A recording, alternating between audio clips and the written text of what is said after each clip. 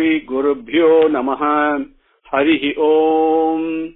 Shuklambaradharam Vishnum Sasivarnam Chaturbhujam Prasannavadanam Dhyayet Sarva Vignopasantaye Yasyatvaradavakradhya Parishadhya Parasatam Vignam Nignanti Satatam Vishvaksenam Tamasriye Gurur Brahma Gurur Vishnu Gurur Devo Maheswaraha Gurur Sakshat Parabrahma Tasmai Shri Gurave Namaha Prapanna Parijataya Totra Vetraikapanaye Jnana Mudraya Krishnaya Geeta Mrtaduhe Namaha.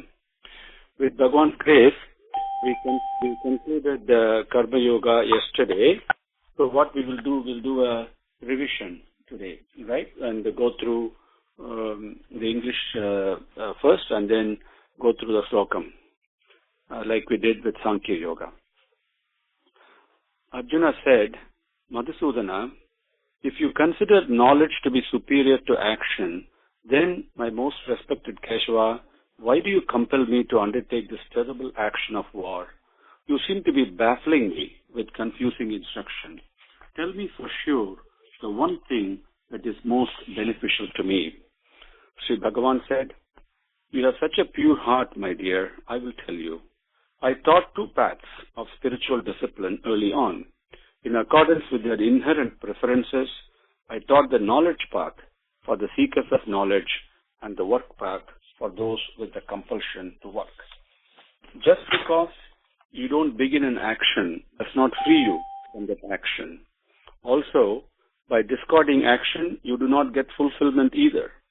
No one can be inactive even for a moment at any time, is it not so? In fact, all are being pressed unawares into action by their natural impulses. He who controls his senses but mentally is mulling over the objects of the senses is called a hypocrite. But Arjuna, he who controls his senses with his mind focused on divinity and uses his senses of action to begin doing action dispassionately is really an exalted person. You must carry out the actions allotted to you. Being active is better than being inactive, don't you agree?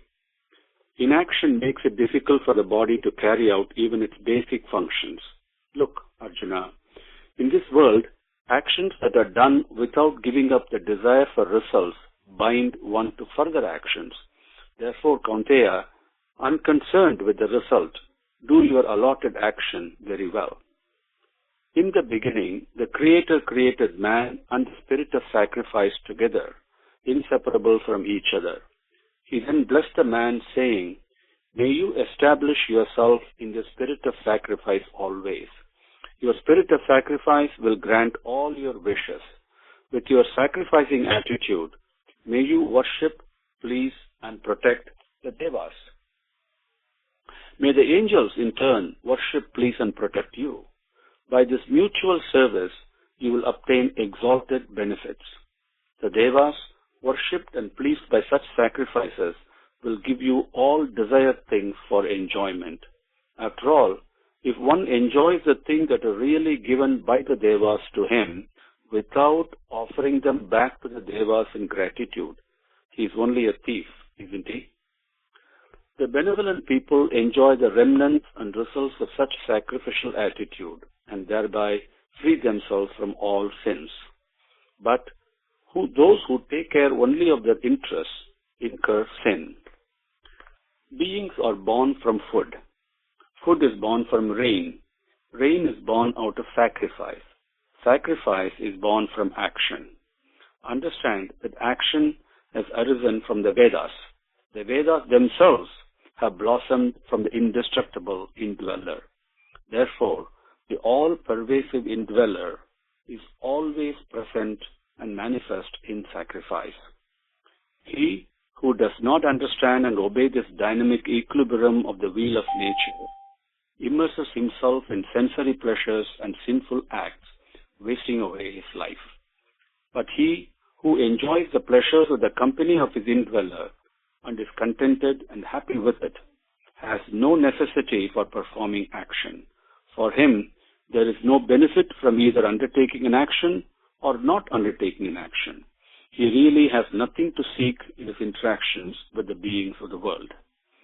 Therefore, do all your allotted actions very well, unattached to their results. He who practices doing his actions this way achieves the most supreme state of awareness. Janaka and other noble souls achieved supreme fulfillment by performing their actions thus, did they not? From the point of view of minding the welfare of the society also, you have the call for action. The disciplined actions of respected people set an example for others. What they consider and do as important is followed by others. See, Partha, I have no necessity to do any work in all the three worlds. There is nothing that I have not obtained yet, nor is there anything remains for me to obtain. Yet, I continue to do work. Partha, if I desist from doing work earnestly at any time, then following in my footsteps, men will also desist doing their work. If I do not do my work, all the worlds will suffer. Men will be confused about their actions and their welfare will be ruined. I will cause this destruction if I do not do my work. Bharata, just as ordinary people do work with attachment to selfishness, the wise must undertake action for the welfare of all, without any attachment to selfishness. The wise perform their actions with a balanced mindset and by their example influence others to do so. They do not dispute the intellectual outlook of the unwise who do actions desiring results. All actions are carried out by impulses of nature. Egoistic fools think, I am the doer. My dear Arjuna, the mighty-shouldered one, he who has understood how tendencies relate to actions and vice versa, realizes that it is only the impulses of senses that interact with the impulses of sense objects. Realizing this, he remains unattached to both the senses and their objects. Those who have not understood nature's abiding characteristic of selflessness do their actions with selfishness. The wise man must not allow the decline in the welfare of these ignorant fools who embrace selfishness. Offer all actions to me. Embrace me, your indweller. Engage in battle without any desire, possessiveness, and mental agitation. Those who always practice this prescription of mine with faith and determination and without jealousy free themselves from the bondage of action. Those who condemn and do not practice prescription of mine have dull wisdom and weak discriminating ability. Understand that their lives are wasted. Even the disciplined and the wise are induced and driven by impulses of nature. All beings are controlled by nature. Why then is this attempt to control nature? Matters pertaining to the senses either attract or repel. One should not get entangled with these matters. They definitely are one's enemies. Doing one's own duties, however unpalatable they may be, is superior to carrying out others' duties, however well they may be done. Carrying out one's duties yields fulfillment at death. Doing others' duties yields insecurity. Arjuna said, Varshneya, even though he does not want to incur sin, what is it that forcibly pushes man to commit sin? Sri Bhagavan said, it is desire, Arjuna, and anger. Both are born from Rajoguna. They have insatiable appetite and leave great wrongdoings in their wake. Know them to be your enemies. Just as fire is hidden by smoke, mirrored by dirt, fetus by uterus, your divine nature is veiled by desire. My dear son of Kunti, man's inherent divinity is masked by this eternal enemy of the wise, dressed in the garbs of desire, aborting all fulfillments and raging like a fire. It is said that this desire is seated in the senses, mind, and intelligence. Using these, it hides the indweller. It mesmerizes and confounds in many ways into discarding the inherent wisdom. Arjuna, you have earned a glorious reputation in the lineage of Bharata. Get your senses under control immediately. Stop desiring the sense objects. This desire only confounds wisdom and intelligence and causes you to do wrong things. It is said that the senses are powerful, but the mind is more powerful than the senses. Intelligence, the impulse that discriminates, is superior to the mind, and that which is beyond even the intelligence is the indweller. Therefore, my dear mighty-shouldered Arjuna, understanding that your indweller is superior to even intelligence, take its help. Control your senses with your mind. Turn your mind with your intelligence and keep it with the indweller. By this, you can put an end to the slippery enemy that is dressed as desire. Arjuna uvacha jyayasi chet karmanaste mata buddhihi janardana tat kim karmani ghore mam niyojayasi keshava vyomistreneva vakyena buddhim mohayasiva me tad ekam vada nischitya yena sreyaha aham manushyam.